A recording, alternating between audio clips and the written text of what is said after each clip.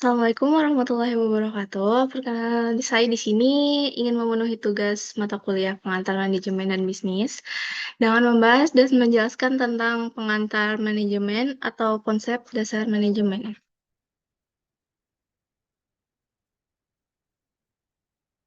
Sebelumnya saya ingin memperkenalkan diri dulu. Nama saya Nanda Evana Pramesti dengan NPM 23100200085 dengan prodi Sistem Informasi dan Fakultas Teknologi Informasi dengan mata kuliah pengantar manajemen dan bisnis. Mmm, Pengertian manajemen adalah suatu proses yang terdiri dari rangkaian kegiatan seperti perencanaan, pengorganisasian, penggerakan, dan pengendalian atau pengawasan yang dilakukan untuk menentukan dan mencapai tujuan yang telah ditetapkan melalui pemanfaatan sumber daya manusia dan sumber daya lainnya. Sedangkan pengertian manajemen menurut ahli, yaitu ada 2 ahli di sini. Menurut Mary Parker Follett, 1997, manajemen adalah seni dalam menyelesaikan sesuatu melalui orang lain. Dan kedua, menurut George R. Terry, sebuah proses perencanaan, pengorganisasian, dan pengawasan terhadap sumber daya yang ada untuk mencapai tujuan yang efektif dan efisien. Manajemen adalah seni dan ilmu dalam perencanaan, pengorganisasian, pengarahan, permotivasian, dan pengendalian terhadap orang dan mekanisme kerja untuk mencapai tujuan. Mmm, ada 4 fungsi manajemen, yaitu pertama adalah perencanaan atau planning, yaitu tahap awal yang cukup krusial untuk perjalanan bisnis ke depannya.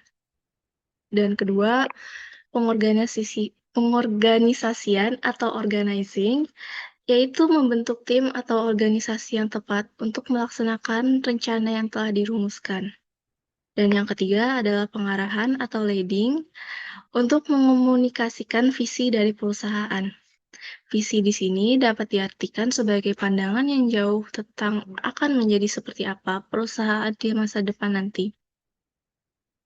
Dan yang terakhir adalah yang keempat, yaitu atau controlling, yaitu tahap di mana memulai mengevaluasi bagaimana kinerja tim dalam mencapai tujuan serta target yang telah ditentukan di awal.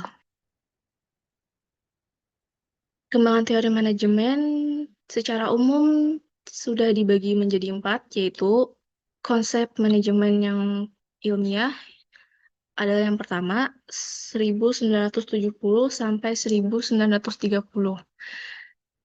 Yaitu perkembangan konsep manajemen ilmiah lahir karena adanya kebutuhan untuk menaikkan produktivitas dan dipelopori oleh Frederick Taylor atau yang disebut sebagai Bapak Manajemen Ilmiah. Yang kedua, konsep manajemen klasik atau 1900 sampai 1940. Yaitu pada konsep manajemen klasik ini, menurut Henry Fayol, manajemen adalah sebuah kegiatan umum dari semua usaha manusia dalam bisnis, pemerintahan, dan rumah tangga. Yang ketiga adalah konsep manajemen hubungan manusiawi 1930 sampai 1940. Teori manajemen hubungan manusia adalah teori yang menggambarkan cara-cara bagaimana manajer berhubungan dengan bawahannya. Dan yang terakhir, yang keempat adalah konsep manajemen modern dari 1940 sampai sekarang, 2023. Konsep manajemen modern merupakan perluasan manajemen ilmiah yang mulai berkembang sejak tahun 1940-an. Selanjutnya adalah yang terakhir, manajemen skill. Kemampuan untuk mengorganisir, memimpin, dan mengolah pekerjaan serta tim. Kemampuan ini harus dimiliki oleh seorang manajer dalam tim. Manajemen skill adalah sebuah soft skill yang umumnya didapatkan dari pengalaman ketika memimpin suatu kelompok. Jadi seperti itu, sekian dari saya. Kalau ada yang salah atau pengucapan yang kurang jelas bisa ya. Oke, makasih, terima kasih. Yeay, dadah.